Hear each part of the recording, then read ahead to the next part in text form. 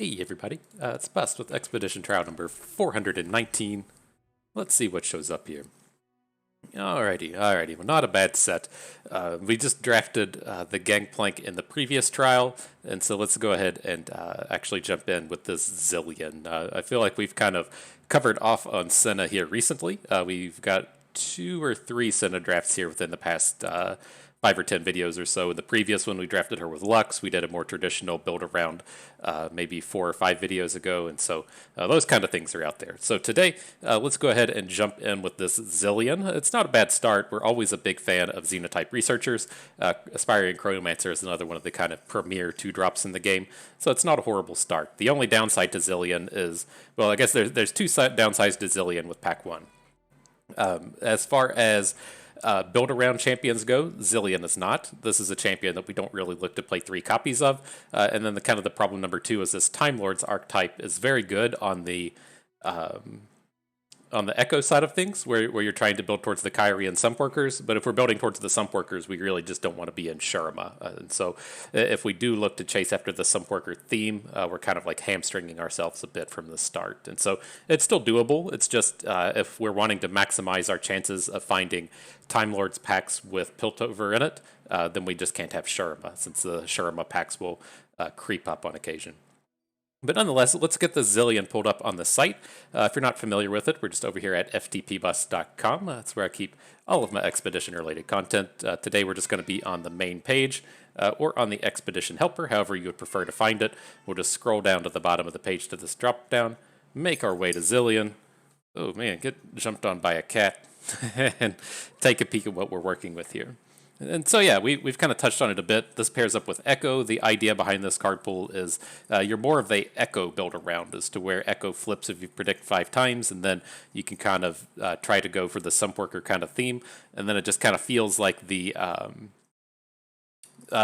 kind of support aspects over here with Zilean. And so we have some good early game predicts and things like Ancient Preparations in the Chronomancer. We have a bit of predict payoff in Kahiri, and then there's some decent rares in the Combat Trick Scrying Sand and the Preservarium. But as far as these cards go, there's not any like real build around aspects within the Zilean side of this. I mean, we're happy enough just to play Xenotype Researchers because it's good. We're not playing a bunch of predicts just to like predict these units to the top. That's not really a strategy. And then Kahiri the returned is just not good enough to warrant a build around, especially nowadays, as to where, you know, if we're really out here trying to upgrade and build around our Kahiri, we slam him on the board, and then our opponent's like, hey, here's my Yordle Squire, I'm going to give +1. And it just completely shuts down your big 6-drop play for a turn. And so it's not something we'll really look to chase after. And so this is going to be more of a supporting role, but at least in the supporting role, if we do find some of the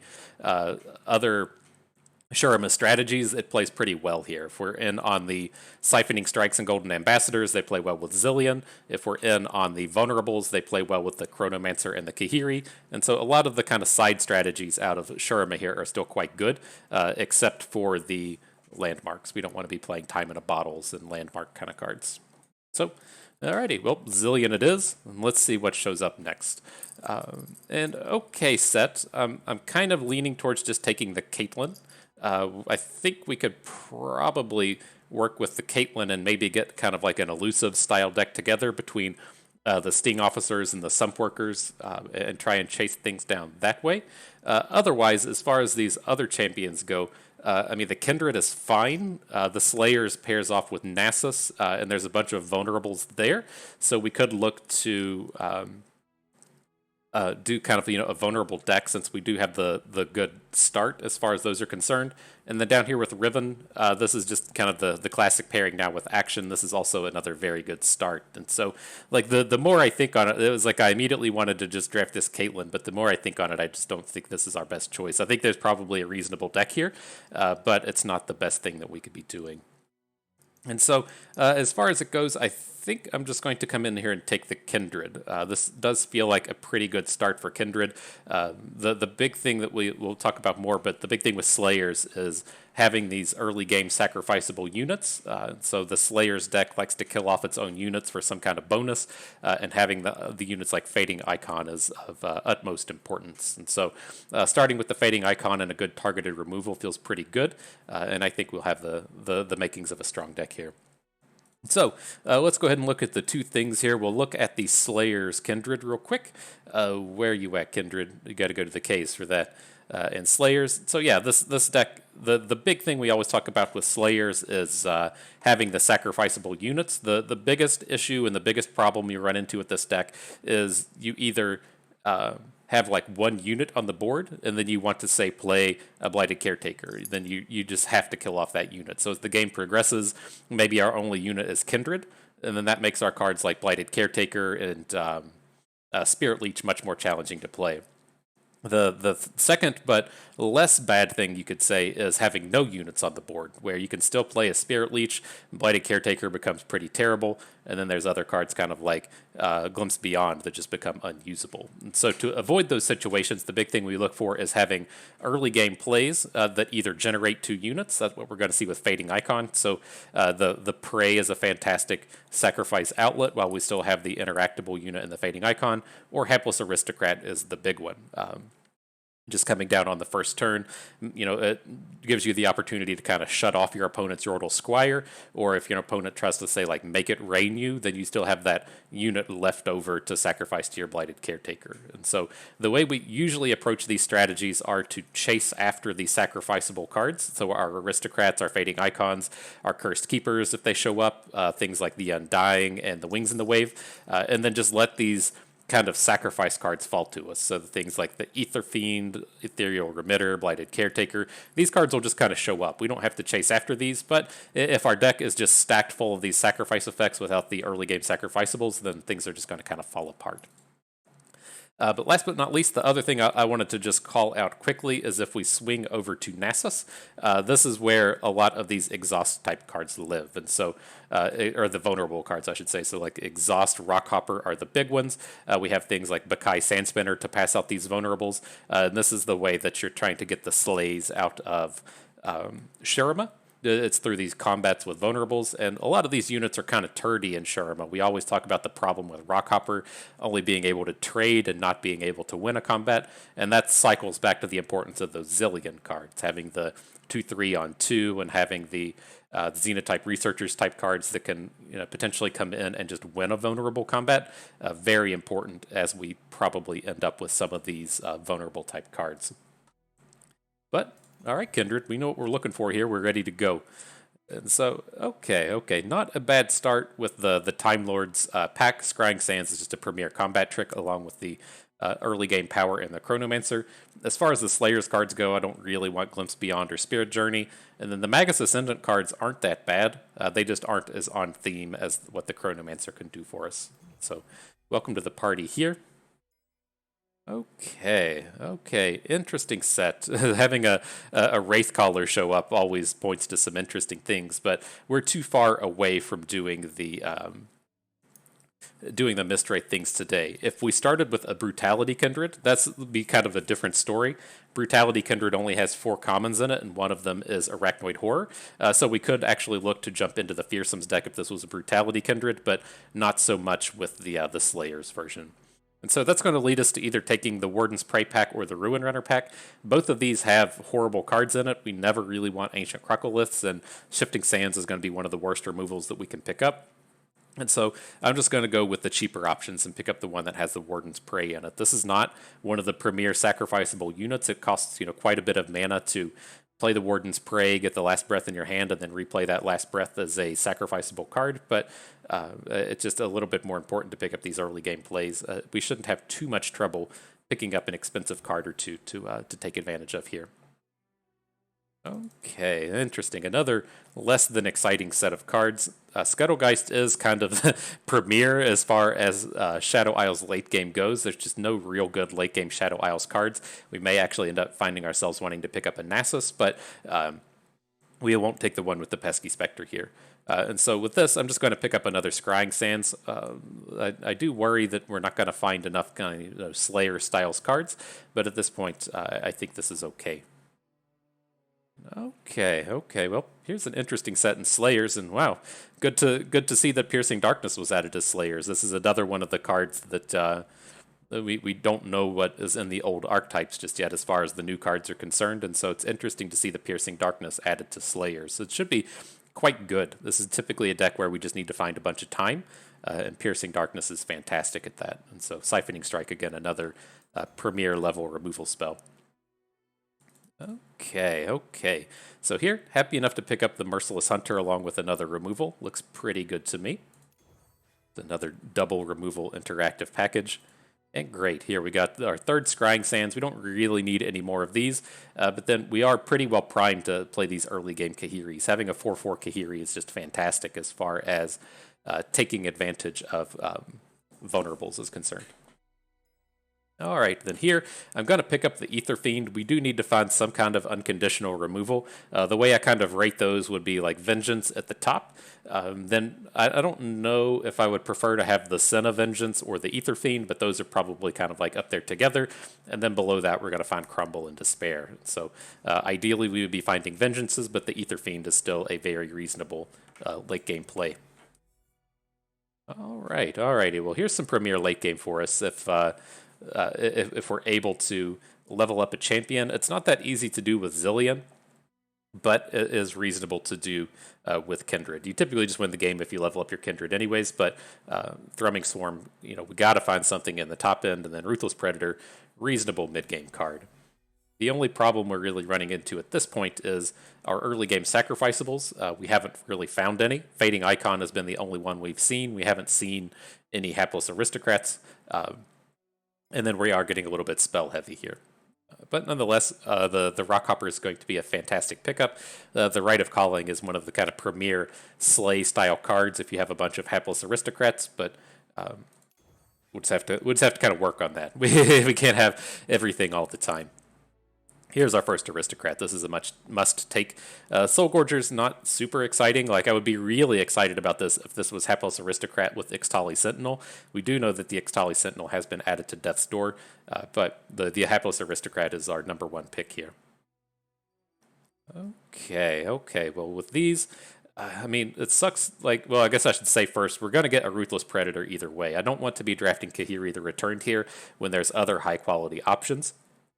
And I think we just have to take the Vagabond. We're just getting really spell heavy here, and I would love to have an additional Siphoning Strike, but I think we just need the unit in this space. Okay. Well, here's a Cursed Keeper as an early game sacrificable. I really don't like Mask Mother, but it kind of is what it is at this point. We just have to pick up some units at this space, and Cursed Keeper is one of the actual premier ones to be picking up. Okay. Well, as far as these go, we do need another late game play, so I'm going to switch into the Scuttlegeist here. I would love to trade out Ancient Crocolith. I don't like this card whatsoever, but the Scuttlegeist is reasonable. Scout for Scrying Sands is something to consider. I usually like to stop at about 2 of these one-cost tricks, especially in a deck that's not going to be super combat-centric, but I think the Scrying Sands is the safest keep out of all of these. Let's just go ahead and snatch up the Scuttlegeist.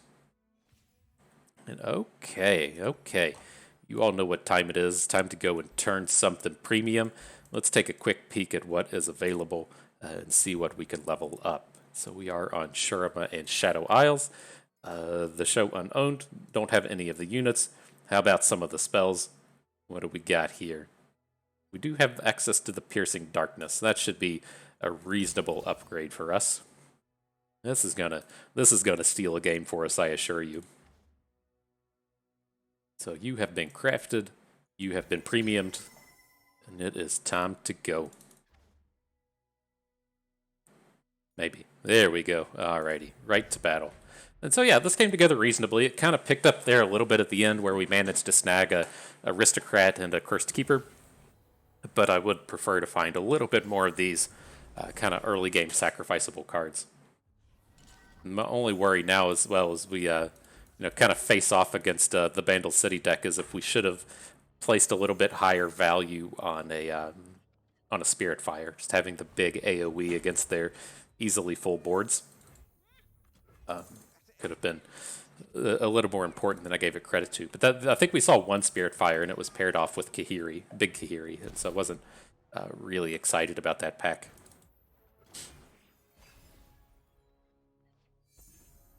Okay, definitely want a Zilean to predict so we can play Kahiri next.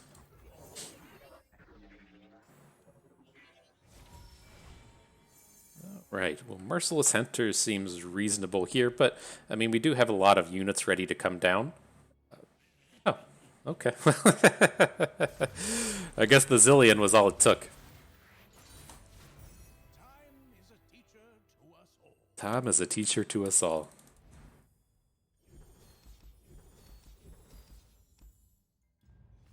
All right. Well, what can we pick up here? I was going to say, I'm interested in picking up Nasus. We didn't manage to find an Atrocity, but this is just one of the more fantastic late game plays that we could have. But with the Kindred having the Sanctum Conservator with her, I feel that kind of makes up for just missing out on those late game plays. And so we aren't like really amped about this late game of like Thrumming Swarm, Sanctum Conservator, because both of these are pretty challenging to activate. But I think we'll be okay here. Reasonable set of cards. It's tough. Like if we only have the one Siphoning Strike, one of the things we talk about as far as Siphoning Strike is concerned is spreading out your champions. Just in the sense that if we have 3 Kindreds in our deck and draw 2 of them, with the one on the board, the one in our hand isn't going to get any advantage out of that Siphoning Strike +2/+2. But if we drew, Kindred and Zilean, then we'd be spreading that +2/+2 out a little bit. And so there is some potential to want to take 2 Kindreds, 1 Nasus, 1 Zilean. I'm still not opposed to the idea because the Kindred flip is so bad anyways. But it's not bad. It's just not good. It's very, very medium. Very medium quality. All right, we're going to want to take the Sting Officer down next turn. So we're going to get stuck having to Ruthless Predator. I think we can just safely add Zilean, though. I mean, I'm not opposed to putting Curse Keeper down just to hopefully have it soak up some bombs, but this is okay.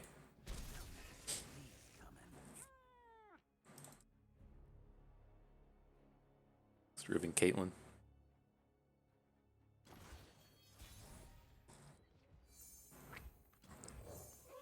Okay, so let's see how slow we can play this. Like, if he plays a Caitlyn here, then I most certainly want to Ruthless Predator her down. But let's give them, they need a bit of time to make some decisions here. We have the right of calling onto Cursed Keeper to go and draw our Kindred. Okay, I think this is a reasonable enough target.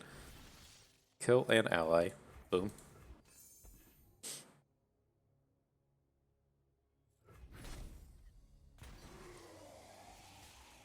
That certainly changes things.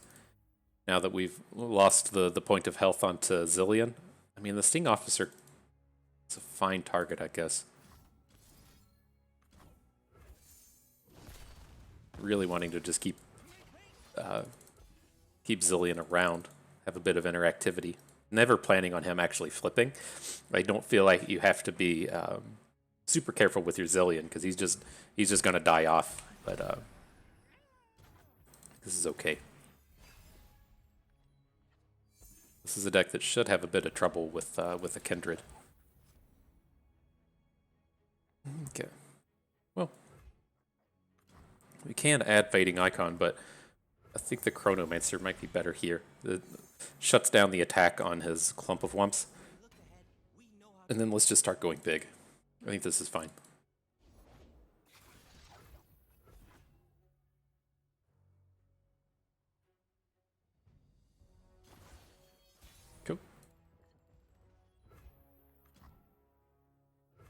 Right, so there's only a handful of answers they should have to Kindred. They can have Thermogenic Beam. Otherwise, they should need 2 spells. Or something like a Whirling Death. Whirling Death is definitely heavily populated in the Relic Trackers. And so, can't tell if this is a Relic Trackers Ribbon or not, but going for the double spell. Just getting 3 for 1. That's not bad.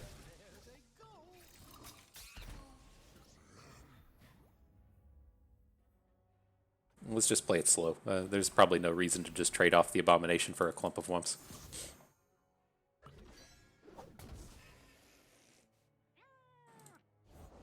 You know what my future is? Glorious! If I've forgotten, then no! Nothing can stop me! Okay, none of these feel particularly worthy of a removal spell. I mean, I'm cool to like Unspeakable Horror off the Gearhead, but we have good blocks on it with the Chronomancer. He has a +1 in hand, so sure.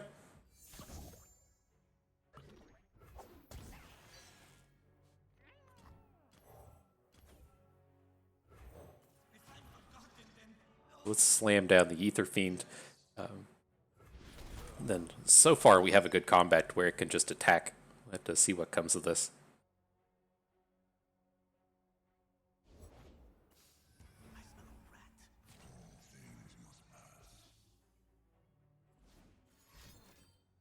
Sure.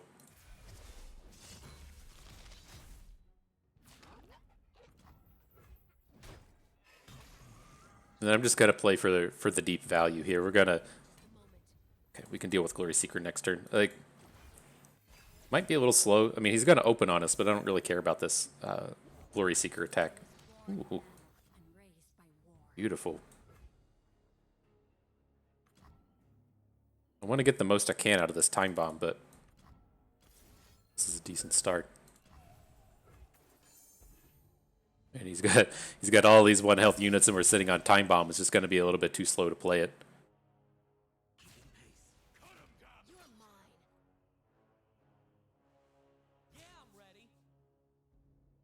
Okay, I'm going to go full greed here. We'll block the Trifarian with our Fading Icon. We're at 1,000,000 health, and so we can just take the 3 damage from the units on the wings, and then we'll just try to Time Bomb out his whole board.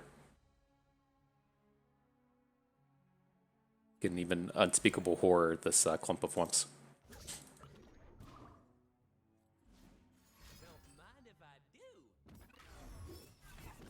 Is that Quick Attack or Overwhelm? Playing the sword.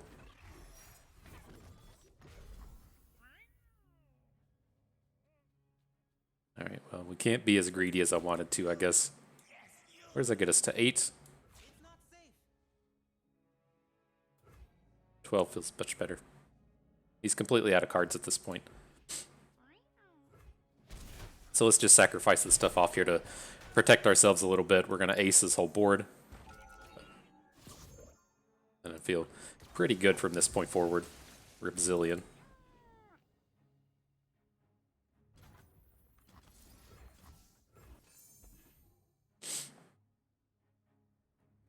See if we need to play the Warden's Prey or if we get a good Nightfall out of this. Evershade? Well, we can certainly do worse at this stage of the game.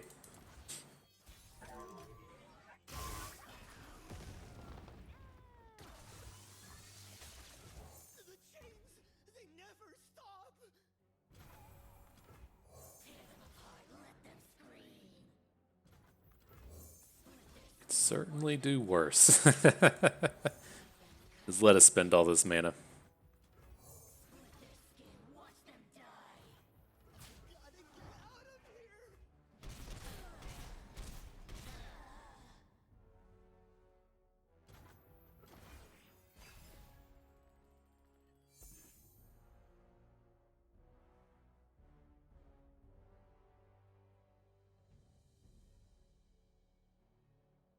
Okay.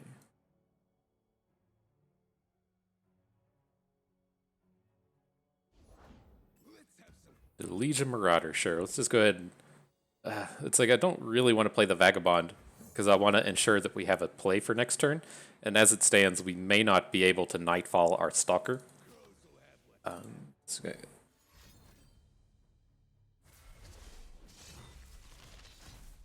This is where you generate the Riven Sword, right? Is he really just not going to go for the sword? It'd be cool with them going for the sword and then us just playing Weight of Judgment. There you go.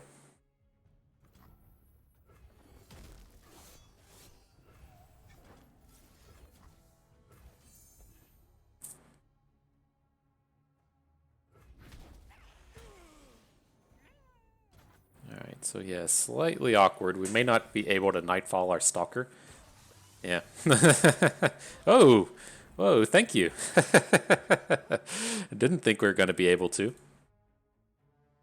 What a clutch hit from the trap. All right, all right. He had a unit either way, but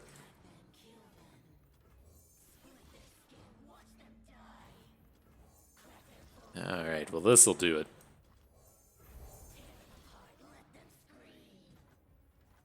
No, go, are you serious? F.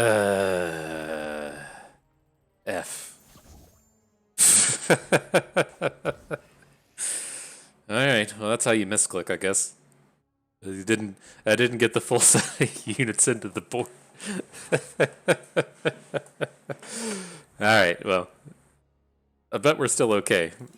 That was certainly less than awesome.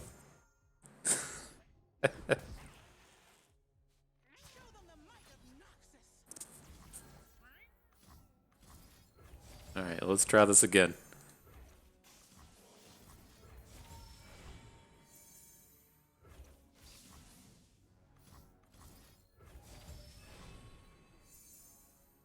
Kindred on top. This is going to be the one that will actually draw here. I mean, she's not really necessary. That's probably okay. Please, I have connections.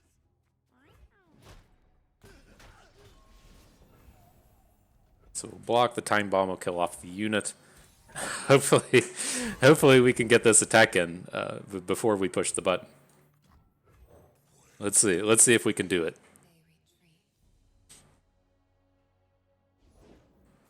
Jay Madara. Oh, I thought that was the. I thought that was a Corina. Okay, so perhaps we can win this turn. Perhaps. Maybe. All right, we did it. Oh my goodness. With grace and precision.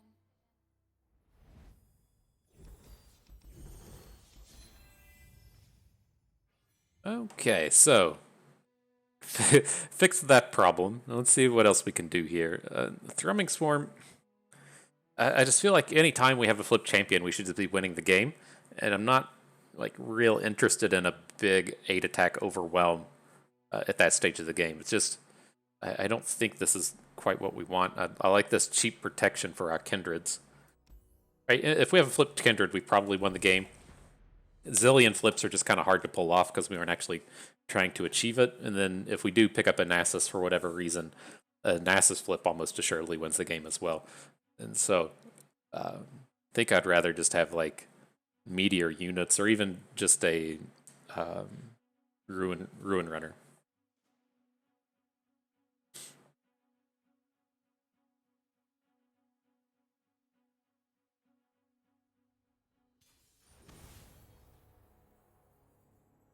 Okay.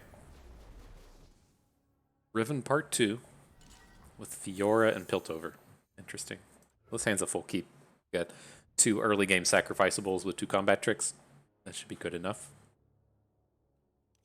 This is why I don't really like Scrying Sands in this style of deck. You know, it doesn't really look to give us good combats until we get the Cursed Keeper killed, right? We don't care about Scrying Sands to protect our aristocrats or our Cursed Keepers, but the Abomination's a reasonable protect unit.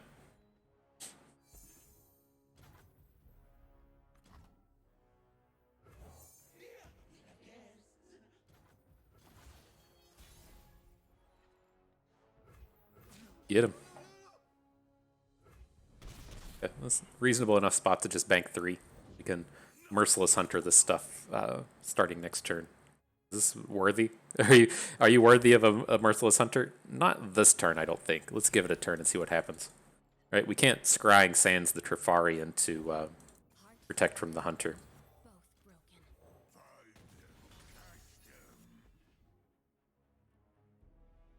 Alright, well that's probably the best Ancient Crocolith we'll have today.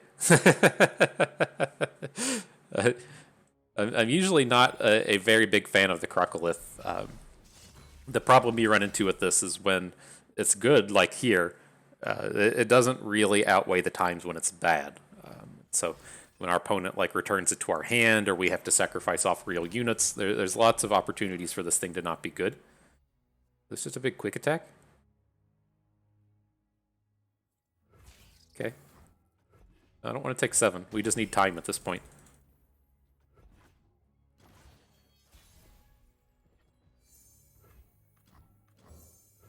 We love it when they run.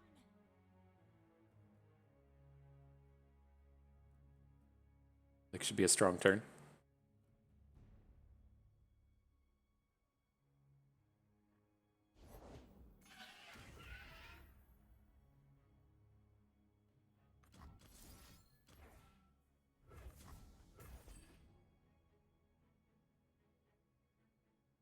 Strike him down.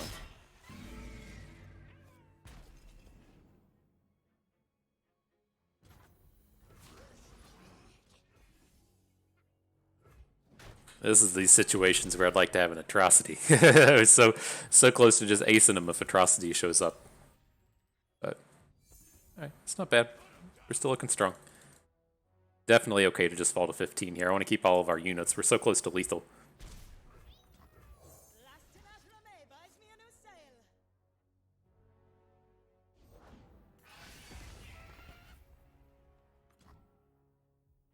Okay. Well, this is lethal with the fearsomes, right? If we 4, 5, 6 from Mask Mother, and then 7, 8, 9 from Ruin Runner.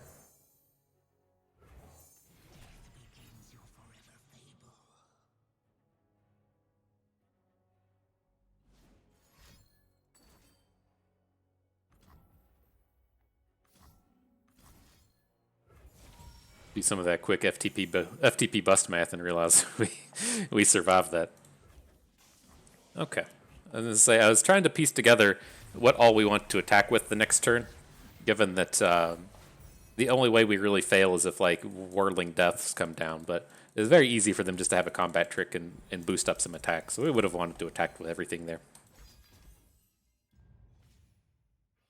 All right, let's check out these champions. So, yeah, we're taking the Nasus with the Atrocity. Rampaging Bakai, another just fantastic late game play. Very much prefer Rampaging Bakai to things to like Sanctum Conservator or Scuttlegeist because he just has the stats, has the Overwhelm, and has a removal spell built in. So, pretty cool, pretty cool. Let's see if we can't get one of these 14 damage Atrocities to face today.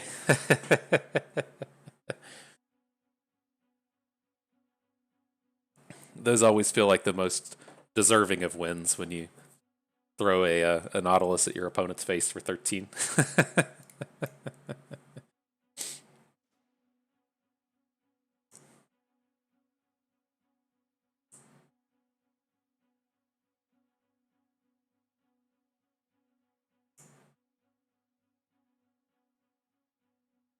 Okay. Can the opponent be found? Everyone's running scared. The Slayers are running strong today.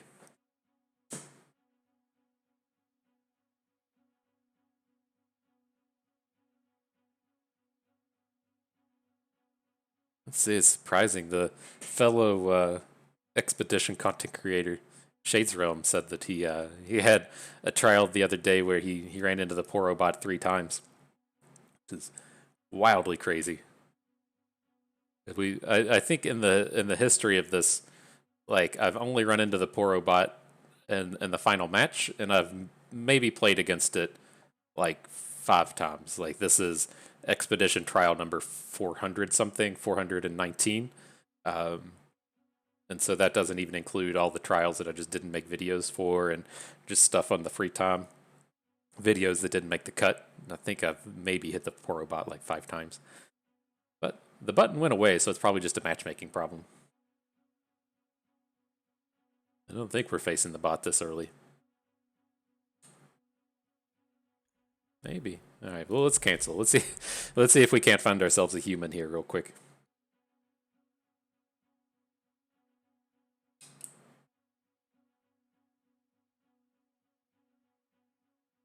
We most certainly will try.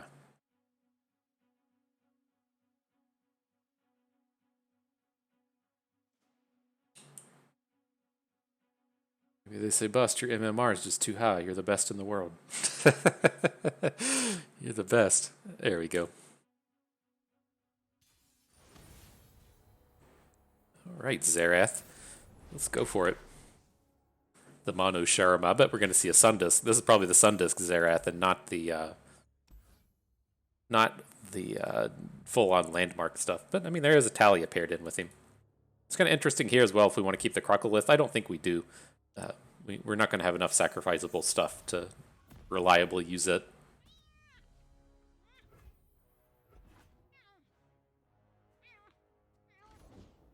And the Sundisk. Uh-oh.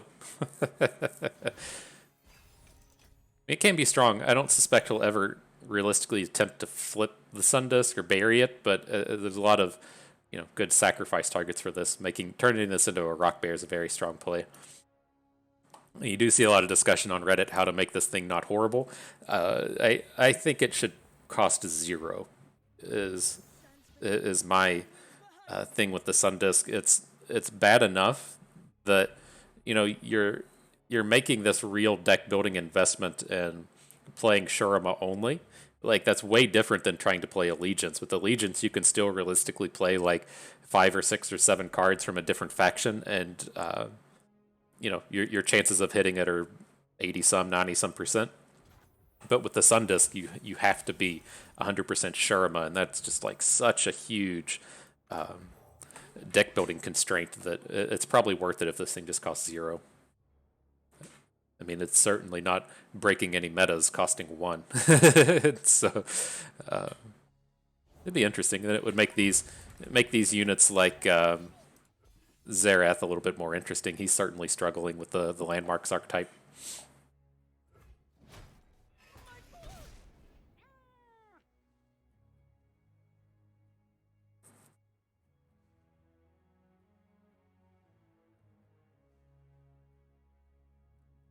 Okay.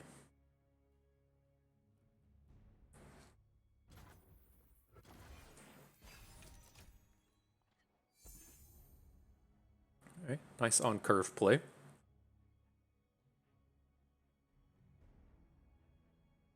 See if we can't predict up any of those +3/+3s.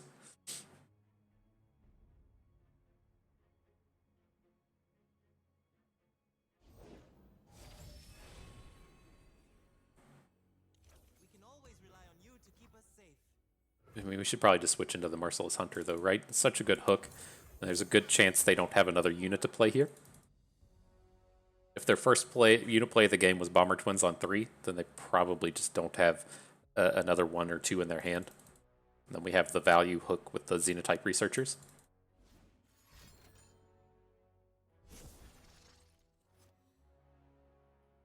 Don't think we care about this. Oh, Obelisk of Power. Going big. Taking away our trades. It can be undone. Alright. Be like that.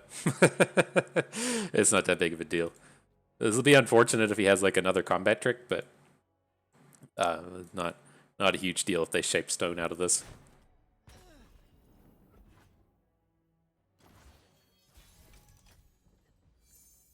Alright, here comes the damage.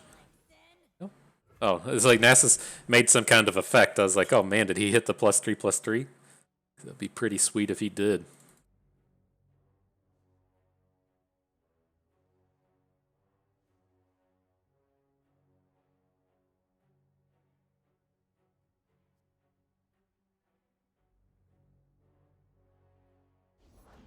Let's put these rocks into motion. All right, Talia, you got all the stats today.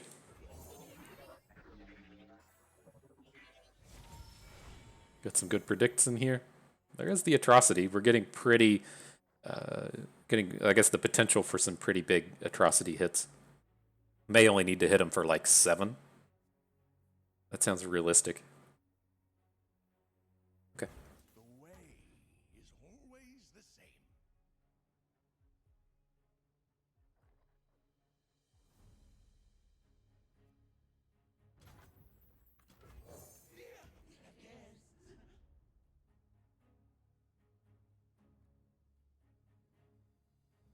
So we'll have to see these obelisks. I don't really want to have to make a big investment into Talia, but we're probably going to have to. I'd feel a little bit better just trying to like Weight of Judgment, whatever all these bonuses are going to fall on. Good chance we can't have that be Talia. Let's see what happens.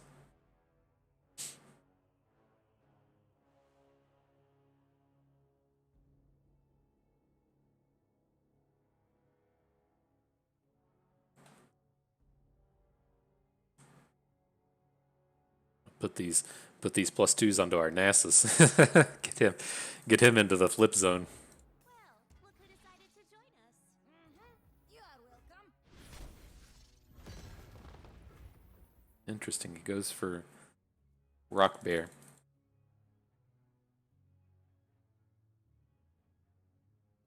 I think we just have to kind of give up on the Weight of Judgment for this turn. Let's add the Soul Gorger. We should be able to next turn like still block Talia here with the Merciless Hunter, then take her down with Weight of Judgment. And then this Soul Gorger will just give us a ton of time. And Diaz, okay. Diaz is typically pretty scary into Soul Gorger because it just lets us gain so much health. Turn the stones. Quit struggling. Right, so it's like he's really only hitting us for 2 here because we get the free block with the Soul Gorger.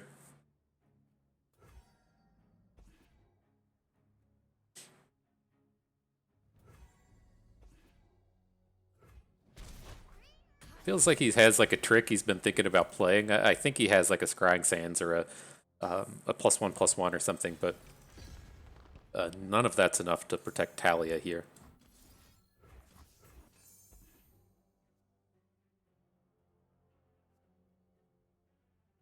Even a surprise landmark won't do it.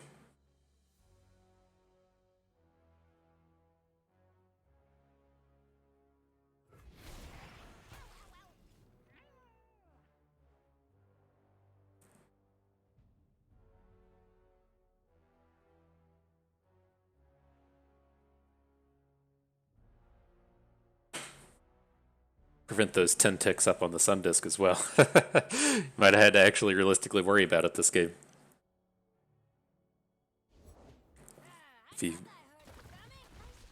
If he had flipped Talia, oh man, is he gonna Sun Disk us? Is this does he have a Zerath in the wings ready to replace one of these? He's only at 2 of 4 now. Needs some more work to flip.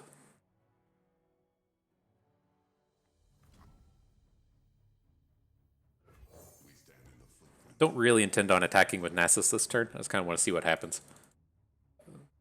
Seems like a spot where we might get hit by a Siphoning Strike, which was kind of scary, but okay. We just need a little bit more on board before we can go all in with him.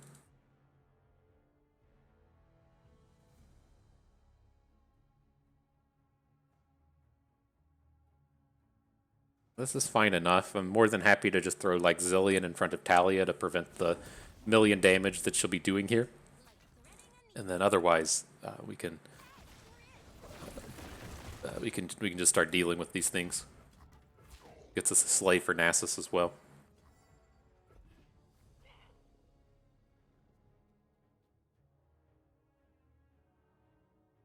So Zilean goes. We get a slay on the Soul Gorger. I'm looking to Weight of Judgment the Rock Bear, which gets us another slay. This gets us a slay. We should be able to get a flipped attack in next turn.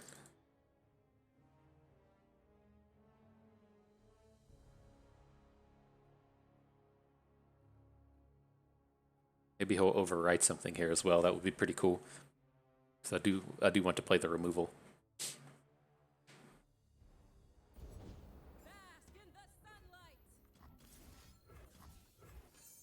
He definitely has Zerath in hand now.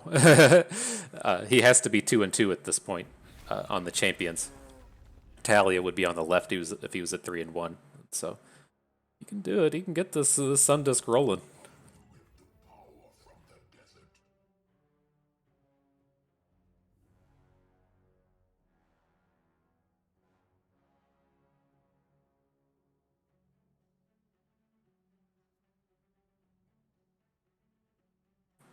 So these are pretty not exciting targets for Weight of Judgment, but I definitely want to get Nasus up to 10 before we attack. The cycle halts for no one.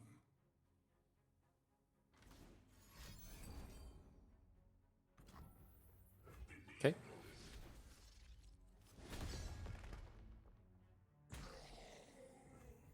So he saw the danger in hanging on to the Emperor's Diaz.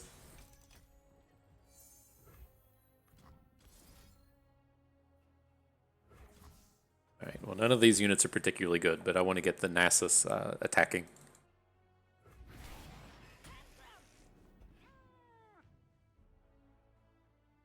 Shouldn't be too much scary out of Shurima to make us not want to make this attack.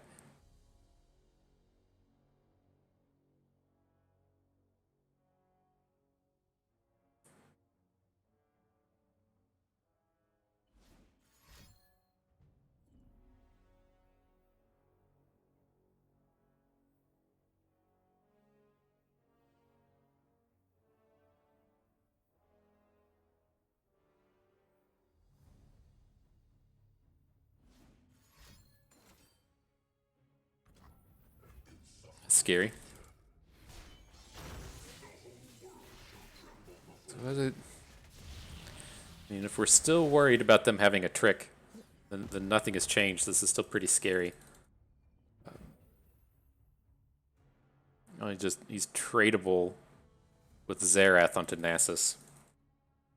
I mean, how do we feel about if we want to say like Atrocity off something else? I mean, we could attack with everything, and then whatever he blocks with Talia, throw it somewhere else just to ensure our Nasus grows. And then if he doesn't get real clever with this attack, then we still have Nasus waiting in the wings to hopefully time bomb them off. Right, this block here will take him up to 7 health. So we should survive all this. And then he's going to play another card here, but... Ooh, Hourglass. Oh, that's so good. That's so good. Okay.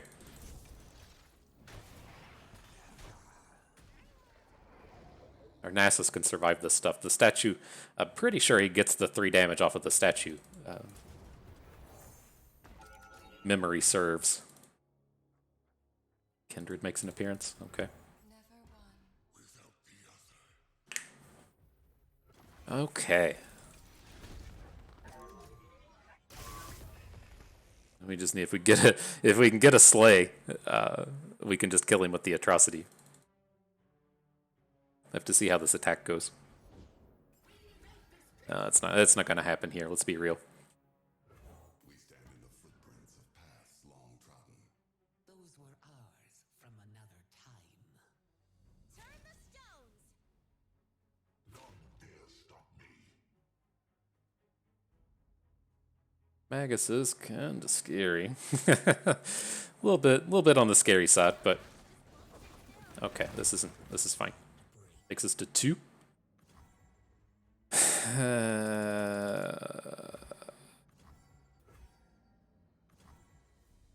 Okay, no risk it. We've been worried about this combat trick the whole game. This is his chance to have it, but all right, we're making it that far. We should be able to wait until our Nasus has spell shield. Oh, we don't have the mana to play this anyways. But I was gonna say we should be able to wait on a spell shield for Nasus.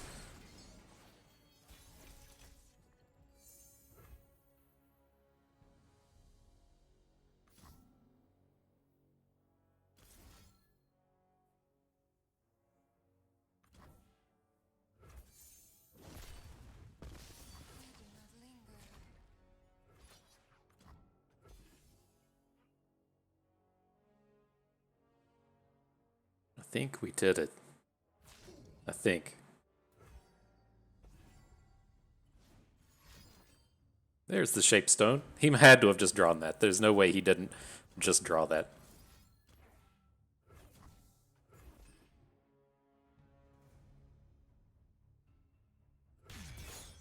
Got him. Nice. Well done, Atrocity.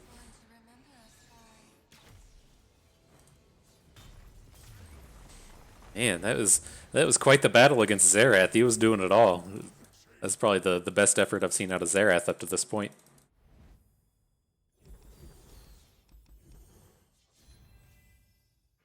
Alrighty, what kind of upgrades we got here? None, really. I'd rather have researchers than vagabonds. Not trading out our early game sacrificables. I mean, we could look to trade out a Scrying Sands for the Ether Fiend. Maybe that's the way to go about this. Again, we could see how this isn't really spectacular in our deck. We just don't have that many positive combats for these. And again, with as far as these effects, I really like to stop at about 2. So, all right.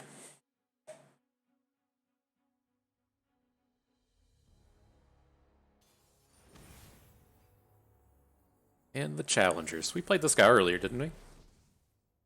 That name looks familiar. So let's see. Probably just keep something like this. That's how you mulligan. Take a lesson from Bust right there.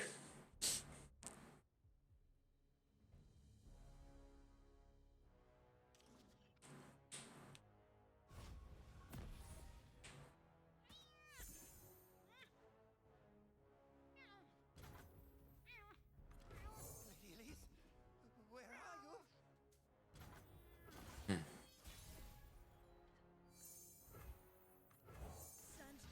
See where that gets us. We might end up just having to pass right here, but it's okay. We're not trying to be super aggressive. This would make me think he's probably just going to like play Lucian, but I mean, getting the vulnerable on Lucian doesn't feel can't feel that fantastic.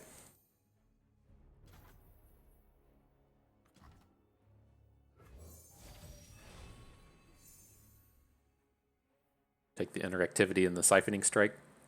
I think I like it. When we look ahead, we know how to prepare.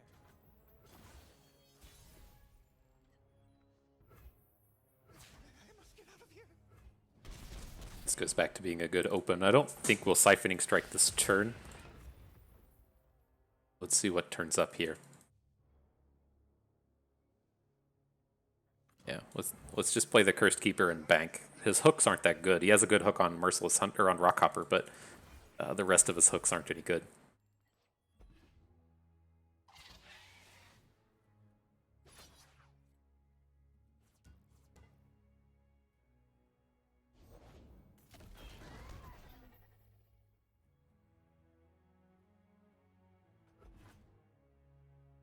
Okay, can't take the dragon down. A little bit scarier. Let's go to 4. We can Merciless Hunt it down. That seems fine.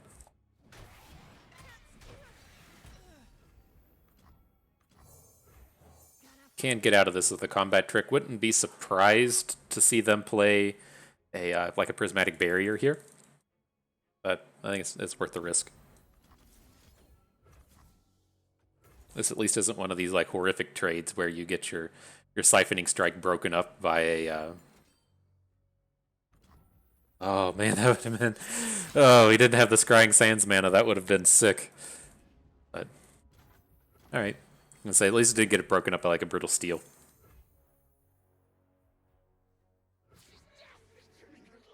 This is starting to look pretty bad.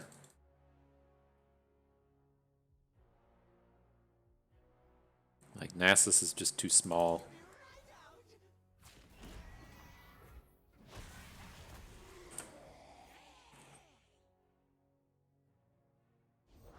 Push back the darkness.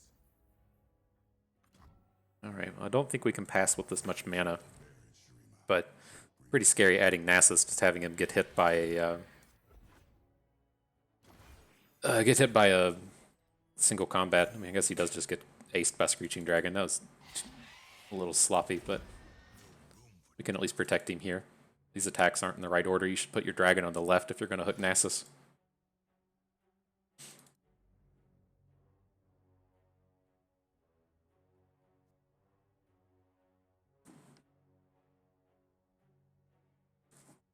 Right, because as I say, if he hooks our Nasus with these smaller units, he's just going to get the pluses across the board.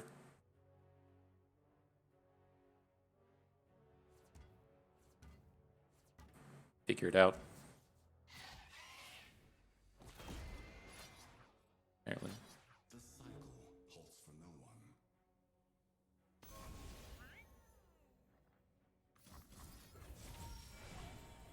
Alright, what do we got here? Piercing Darkness is probably a requirement. We can deal with Lucian eventually, but we gotta get this dragon off the board.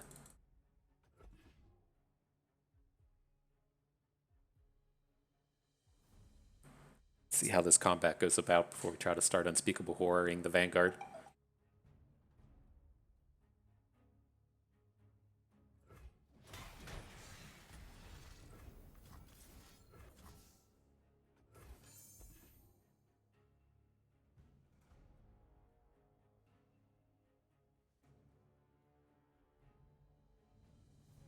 All right, a little scary. Lucian's getting flippy here, and so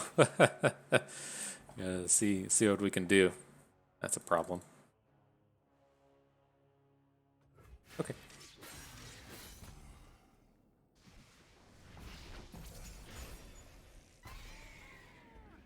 Didn't have a whole lot of choice in the matter here, though. Let's start with this. We can be like ultra greedy with this, right? I think so.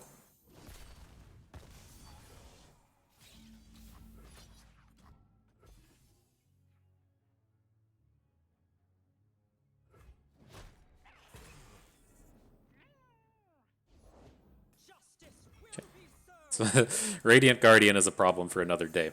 We got to deal with this dragon now.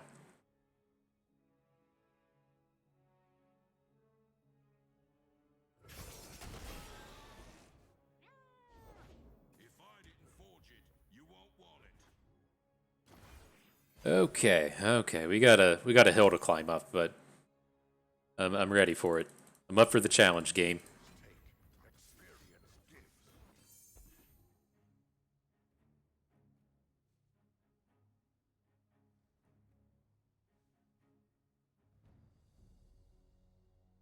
Gotta just find a Kindred or something.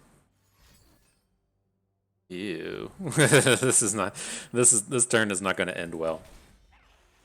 This is not gonna end well. Might move this after the fact, but oh, okay.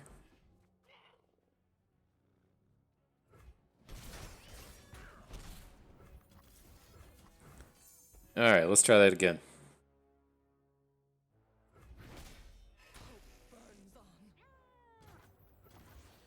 What you got for us, game? Something good. There's a Kindred. Alright. Alright, we're ready.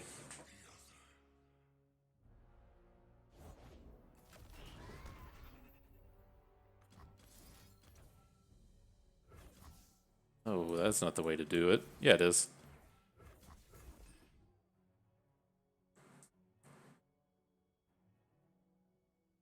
Work? Work? No, we need this to work. F. Alright. Fine, dude. People don't like to have fun. What can you do about that?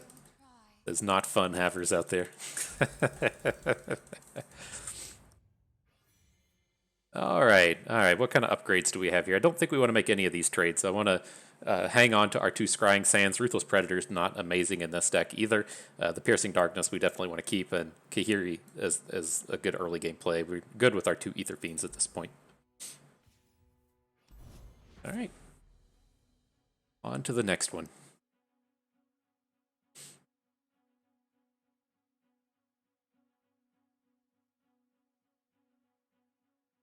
What have you got for us next?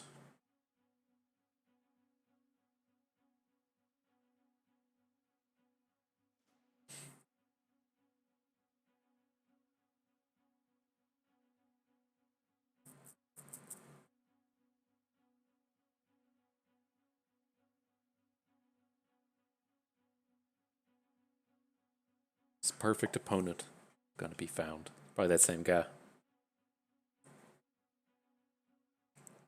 Why not play him 3 times in one trial? It seems real familiar. I can't remember if we played him earlier or not. That name just seemed familiar to me. Here we go.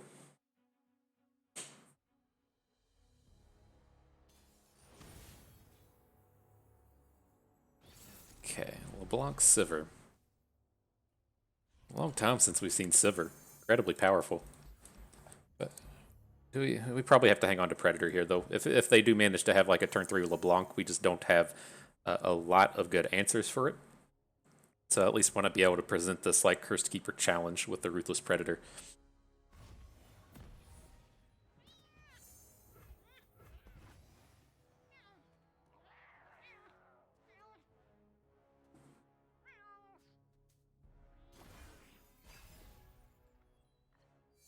Ready, and we're well positioned to be ready to block a 5 attack Trifari, and those are the scary things with this kind of deck, that they can just nug you on turn 2 for 5.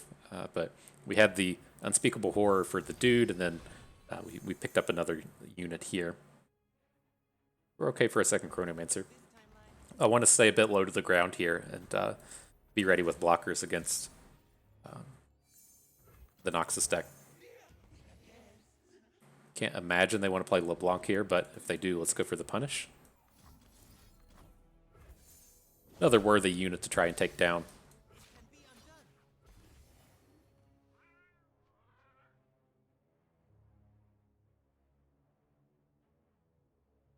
Definitely like to stop this thing before it can attack.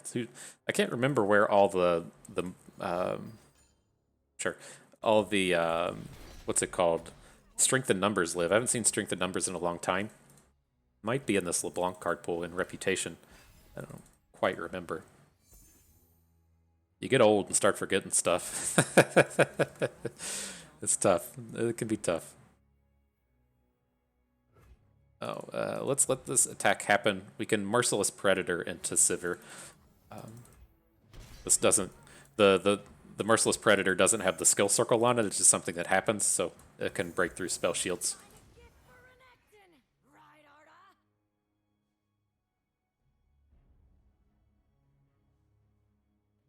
And now that we picked up Ruthless Predator, plan on making the same play.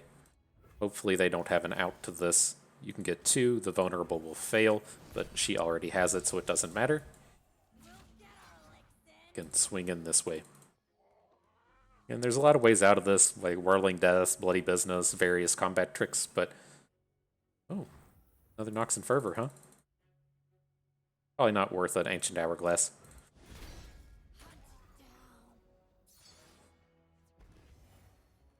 Alright, I mean, we're even on cards at this point. That seems pretty good to me. Playing against a... Ooh, things about to get good. Is Kindred? How greedy do we want to be with this? Let's pass. We're 1 mana short on this being really good. I'd really prefer to have the Hourglass, the Kindred, and the Unspeakable Horror, but let's see how they spend their mana. If they play like a Armored Elephant here, this is just going to be ultra fantastic for us. And again, we still have the protection for Kindred if we need to Hourglass, like if they tap out on all their mana. Okay. So, I mean, we're asking to get blown out by a Shaped Stone here, but you gotta live dangerously, am I right? Shaped Stone isn't something that typically lives in these archetypes.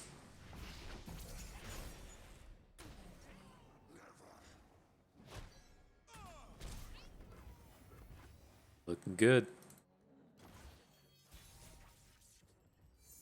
So we can swing in for the damage, and then we'll get the 2 for 1 with the Weighted Judgment here. It'll also flip our Kindred. Hopefully enough to take this game down.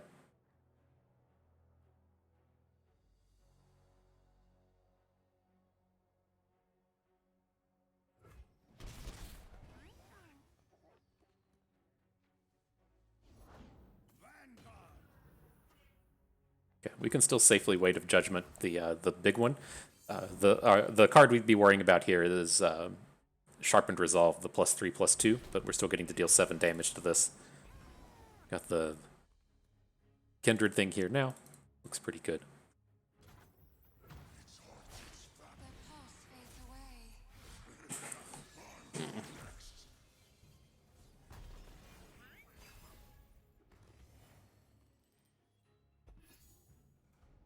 I like it. I like what's happening here. Places to go, people to be. Where are you? The 3 are unrivaled. Okay. We're going to be playing in the Ancient Hourglass to protect our Kindred. And we just have a reasonable block into LeBlanc.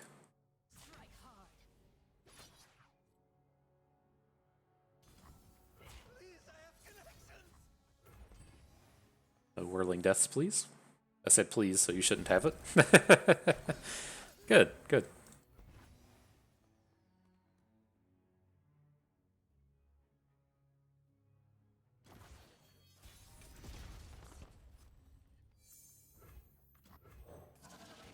Alright, let's bring the big squad. I don't think we want to attack with the Spiderling here. They have a lot of good blocks, and there's no reason to just give them a value block out of it. I think I just want to... We'll still swing with the Curse Keeper, maybe? These 5s are where it's at. Stand in trouble far as the eye can see. I mean, I have to feel safe from Whirling Death, right? They would have just played it last turn to kill our Kindred if they had it. I think we want our Kindred to be our last attacker, though, right? Gives her the opportunity to grow.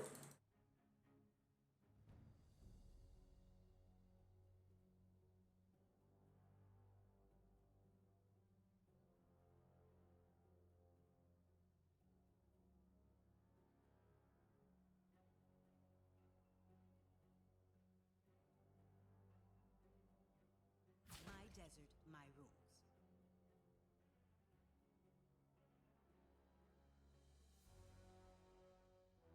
Interesting. I guess that makes sense. That's probably his worst blocker here. If his game plan is to take down Kindred, he's going to have to use the Wrathful Rider to do it. Nothing that would last. Okay.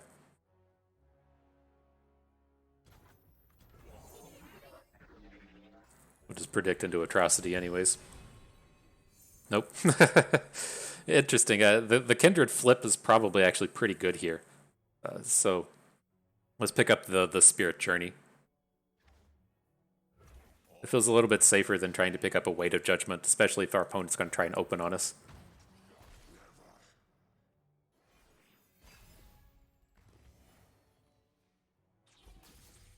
Then can also, depending on how greedy we're going to get here, just make Kindred a 7/7. Okay, this would be fine. He's gonna... Doesn't have a big hook with the Reckoner. Kindred's gonna be over here. Interesting. Didn't expect him to come down this way.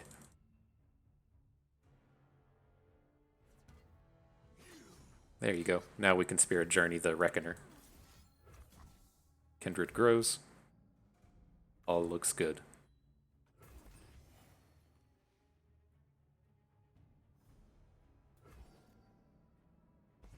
Looks like we do... Oh, the Slay thing goes onto the Wrathful Rider. That makes sense.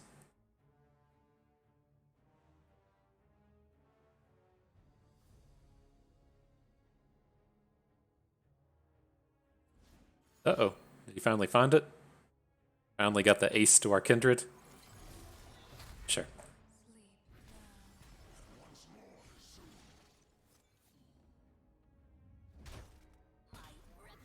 Got a lethal open here, though, if they don't have anything else.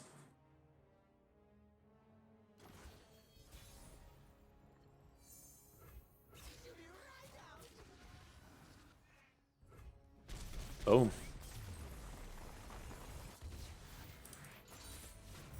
Alright, you did the work, Kindred. We appreciate that. We can't bitch about Kindred when it's in our deck. It's only in our opponent's decks. So, okay, never trading out the Aristocrat. Don't want to trade out the Researchers either. The Rekindler's fine in these decks, but don't think I really want that. Like, if we could trade the Conservator or Scuttlegeist for the Rekindler, even the Soul Gorger, I'd be pretty okay with it, but not for the Researchers. It comes down to, do we want this Vengeance? And I think we need it. This is like our first shot at picking up the guaranteed removal in Vengeance. So, sucks to trade out that early game play, but I think the spell's ultimately just too important to have here.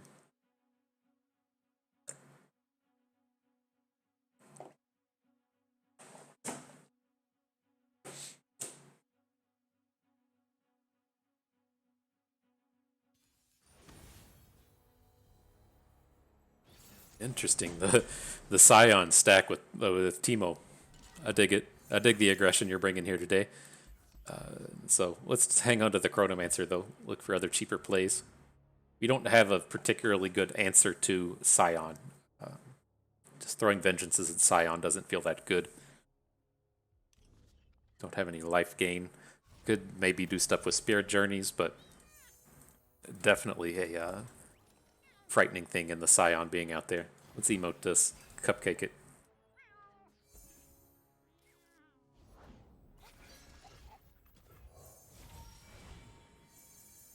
Okay.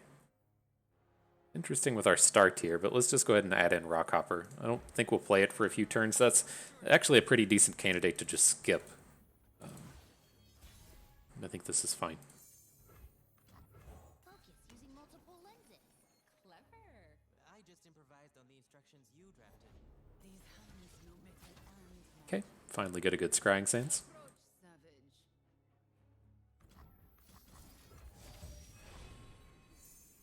Ooh, Mask Mother has the bonuses. Okay.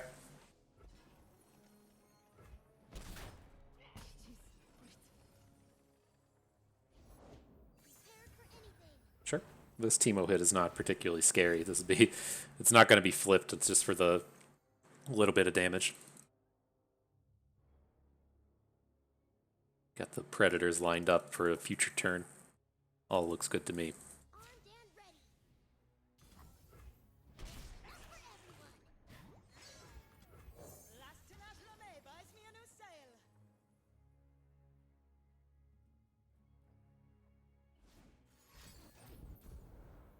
sail. I discarded the mushroom and the fragment, just the pure value rummage. Sure.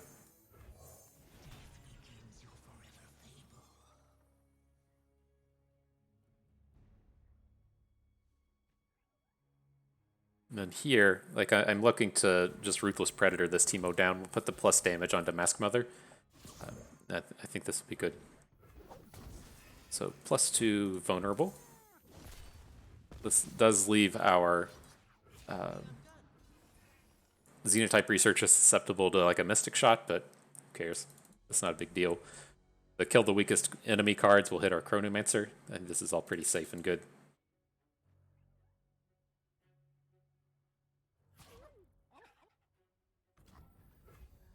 Nice.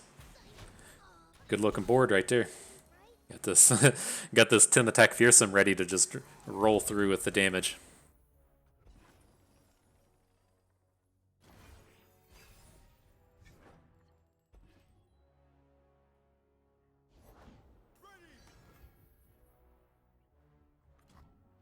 Don't think we need to play the Glory Seeker here. This could be the wrong target. Like, maybe we should try to kill his Hopeful so that we can Ruthless Predator. Like, the Basilisk Rider already has Vulnerable. Okay, it just didn't matter. Just doesn't care, huh? Okay. Okay, let's get there. Let's get into that final battle.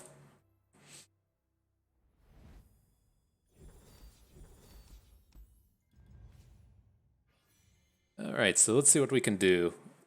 Thresh is tough. Like, I kind of like Thresh, I kind of don't. He plays fantastically in these decks with like Siphoning Strikes and the ways to give your champions the +2/+2s, but he's just like a little bit expensive in the space that we don't need it. I'm gonna just swap out the Crockolith for the Safecracker here. This is much better value we kind of play. And here, this looks good. The Scuttlegeist for the Black Spear. It's top end, but I think we're okay now that we've picked up Nasus. The Safecracker for the Bruiser. I don't think we have enough strikes to want to make that play. I'm going to skip all these, keep our early game plays otherwise. Zilean for Nasus. That one's a little more interesting, but I think we can trade the Soul Gorger for the one cost play. That looks good to me. Not trading out Researchers, want to keep our right, never trading the Aristocrat. We'll skip over this set. And our last one, Kahiri for Siphoning Strike. Interesting. I kind of like that. I also kind of like the idea of picking up this Spirit Fire. We've managed to dodge Vandal City almost across the board today. I think I want to come in and just pick up this AoE though. It's a little bit cheaper. We have the Vengeance to make up for losing an Aether Fiend. I think this is fine. All right, final battle time. Let's see what shows up.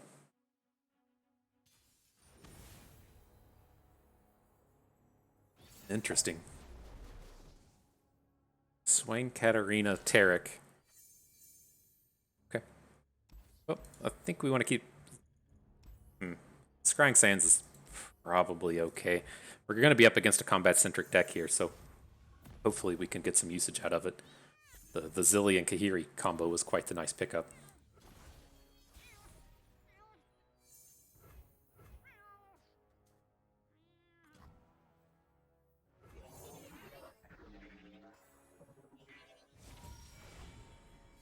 What you got for Zilean? Let's go ahead and snatch up these Kindreds. We only got 2 copies, so it's a little bit more challenging to find.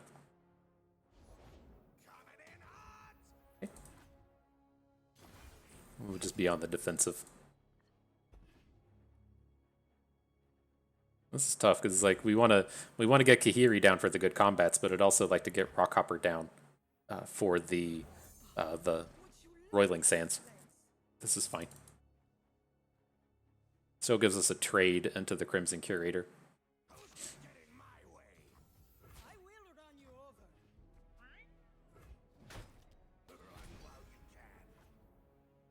Okay, so now we have all the options as far as this Kahiri's concerned.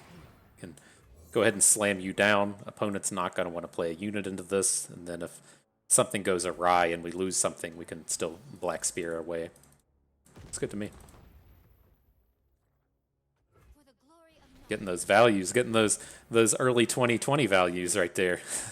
getting the Crimson Curator going. I dig it. I dig it. War Mason, reporting for duty. All the values. Oh my goodness. This is what you had to do for value in the past. You don't get to just play Bandle City and have everything come to you for free. You used to have to work for it with your Crimson Curators. We make all these comments as I'm about to play Kindred, so... Let's see how this goes. Let's pick up the second Kindred just for a bit of safety.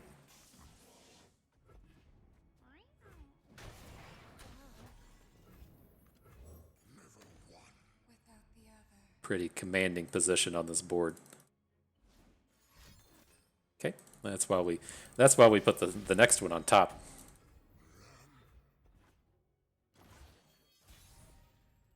Do you get to do your thing?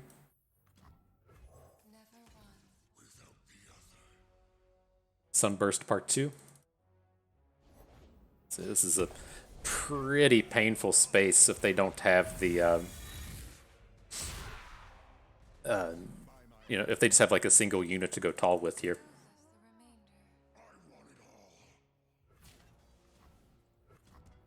Just the one. We'll advertise our Black Spear. I think this is okay.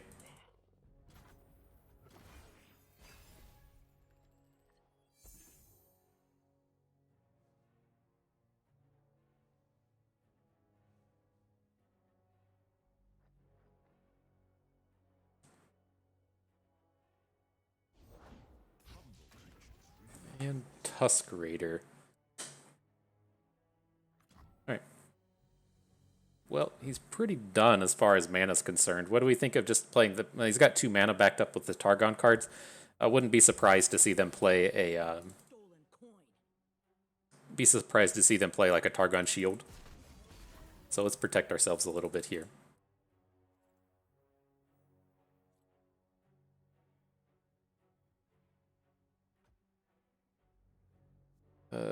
That's a Nexus strike out of swing. Okay.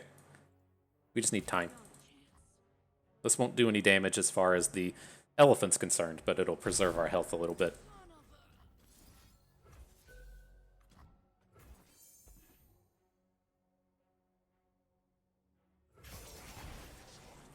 Big time.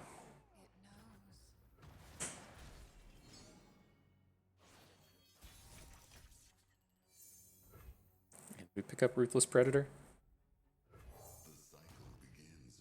Okay. Ready to get this 10 attack Nasus. I found my family, my bloodkin.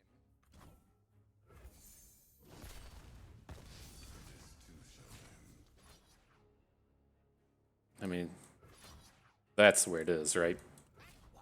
So we're lethal to the left. We still get the 10 attack with the Nasus. Okay. There it is. Oof.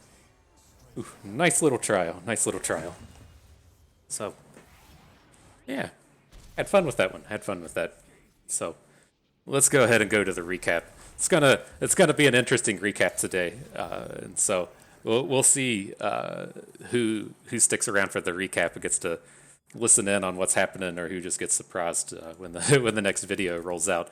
But the thing we're going to be doing is kind of like the idea that I had with the channel from the start is there's always going to be like really high quality players out there. Like if you want to watch the top of the ladder, it's there. If you want to see the best of the turnip players, that's there. And so it's like if you're going to try and like kind of like carve out your niche in the gaming landscape, you got to kind of like find something different to do other than just being good. And so the thing that we were going to do with this was just try to be like follow everything as a free to play player. And so we started with Runeterra back in the beta. The idea was that we were just going to be free to play. And then that was actually pretty big then, since the way that expeditions were set up was that if you wanted to get your champions for the week, you had to play expeditions. And so if you did poorly in the expedition, like if you 0-1'd it, you just got a random champion. And then if you did well, you got the wild cards. So you got to pick and choose your champions for the week. But at the, like maybe like a month or two into the game, I guess people complained about the champions being gated behind expeditions too much, and they yanked it out. And so it was kind of, left expeditions in this weird space. I don't disagree. I think that gating the champions behind expedition was probably a poor choice. But like nothing ever really came in to replace it. And so it's like, as far as this goes, like I've always been in this kind of like strange space as to where there's no real reason to try and make like free to play accounts in Runeterra. It's just so incredibly easy to get all of the cards. Like we've only bought event passes just for the various cosmetics and things, and we're still just like at max collection, no problem. So like the free to play thing isn't there. As far as expeditions go, like that's kind of where we found our space. I think it's like an absolutely fantastic format. The design behind it all, I think, is very good. It's just they never like did anything else though. It's like they yanked out the rewards, so the rewards are still trash. There's no ranked in the game. The devs have said they can make ranked, but they're not going to do it because there isn't the interest in it. And so it's just kind of in this like weird space. But it's still fun. This is one of the best limited formats I've ever played, so we stuck with it. Just kind of like waited to see what Riot was going to do. They did kind of go out there a bit and start, adding in new archetypes. If you remember, they did put in a like Garen Vladimir archetype that was using tufts and barriers to support the Vladimir. I feel like there was another one along the way there that I don't remember, and so that was at least kind of a neat way to keep it fresh, but they quit doing that. And then if you followed along here in recent times, things have really kind of, I won't say that they've fallen apart, but it's most certainly expeditions that aren't at the forefront anymore. And so I've kind of gotten to like a point of frustration. I don't like the current format. I think Bandle City is completely ridiculous. And just completely, it's not that they make decks unplayable, it's that they make factions unplayable. And historically, this would be okay. Like, there was a point in time when the Leona decks and the Targon Invoke decks were all just like super, super strong, and they went in and diluted all of those card pools. And so you had to deal with it for a couple of weeks, but then it would get fixed. And then kind of the other thing going on was with the way that they cycle out the appearance bonuses on the new champions, it was kind of like you were getting a new format every couple of weeks, and that was all pretty nice as well. So between the updates to the archetype card pools and the changes to the appearance bonuses as they kind of rise and fall, it was like we were getting a fresh format every 2 weeks, and that was pretty exciting as well. But here recently, that hasn't even been happening either. And so it's just like ultimately, like I'm frustrated with Bandle City. I can't get like the updates on the new cards, as we've seen. Like we've come across 4 or 5 archetypes that have new cards in them. No idea what those are. The appearance bonuses for the cards from 2.12, I think 2.12 was when we got Vigio and the other one, Action, those still haven't fallen off. And then they've done no attempts at balancing out the archetypes ever since. And so this is where I was going to kind of call it with expeditions. If things change, I'm more than happy to come back. The reason we stopped at trial number 419 was you got to leave 420 out there in the open. If you aren't familiar with how the channel name came about, I used to play Hearthstone on Butt Stuff 420. Fantastic name, one of the best names in all of the land. But I don't think YouTube will let you make normal videos with the name Butt Stuff 420. So we took the first two letters of Butt, the first two letters of Stuff, and that is how we came together with Bust. And so I figured we'd save Expedition Trial 420 for if we ever made a comeback. More than willing to do so. Again, I really love the Expeditions as a format. It's just the support is no longer there. And so I feel like I at least want to go somewhere else and play formats that are going to be supported. And so the plan from this point forward is we're going to swing over to Magic Arena. That is where we plan on hanging out for a while. The only other card gaming related plan I'm on the lookout for is Reynad's game, The Bazaar. We'll see what comes about with The Bazaar. I thought that the beta was going to be out by this point, but maybe I got my timings wrong on that, or the rumors wrong, or whatnot. But I've paid for The Bazaar, and so hopefully we get to early access it. That's the only other thing I'm really looking at that's on my radar as far as gaming is concerned. So we may look to play some Bazaar for a bit. Otherwise, I plan on sticking with Magic until something happens with Expedition. And so if there's ever a shakeup as far as adding ranked or switching up the rewards to being something interesting, or a concerted effort to keep the format up to date and fresh, then more than willing to come back. But as it stands, from this point forward, I'm looking to swing over to Magic Arena.